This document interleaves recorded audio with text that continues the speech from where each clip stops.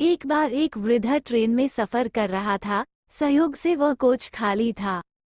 अगले स्टेशन पर 8-10 लड़के उस कोच में आए और बैठकर मस्ती करने लगे। एक ने कहा, चलो जंजीर खींचते हैं। दूसरे ने कहा, यहाँ लिखा है बिना किसी कारण के ये अलार्म चेन खींचने पर 1000 रुपये जुर्माना और 6 माह की कैद की सजा है। तीसरे ने कहा, इतने लोग हैं, चंदा करके 1000 रुपये जमा कर देंगे। चंदा इकट्ठा किया गया तो 1000 रुपये की जगह 1200 रुपये जमा हो गए, जिसमें 200 के 3 नोट, 2 नोट 50 के, बाकी सब नोट 100 के थे। चंदा पहले लड़के के जेब में रख दिया गया। तीसरे ने कहा, जंजीर खींचते हैं, अगर कोई पूछता है तो कह देंगे इस बूढ़े ने चेन खींचा है, तब तो पैसे भी नहीं देने पड़ेंगे। बूढ़े ने हाथ जोड़ के कहा, बच्चों, मैंने तुम्हारा क्या बिगाड़ा है, मुझे क्यों फंसा रहे हो?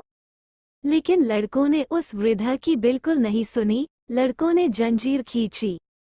टीटी सिपाही के साथ आया। लड़कों ने एक स्वर में कहा, बूढ़े ने जंजीर खींची है। टीटी बूढ़े से बोला, शर्म नहीं आती इस उम्र में ऐसी हरकत करते हुए?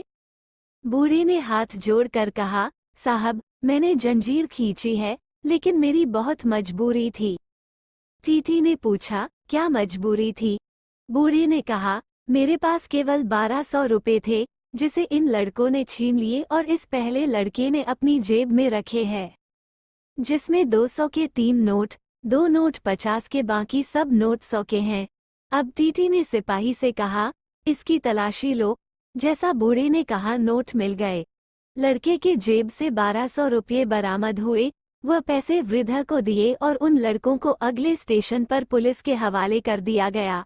पुलिस के साथ जाते समय लड़के ने वृद्ध की ओर घूर के देखा तो वृद्ध ने सफ़ेद दाढ़ी पर हाथ फेरते हुए कहा, बेटा, ये बाल यूं ही सफ़ेद नहीं हुए हैं, इसीलिए हमेशा याद रखना, कभी भी किसी को बिना कारण परेशान मत करना, उसके परिणाम आपको ही भुगतने पड़ेंगे।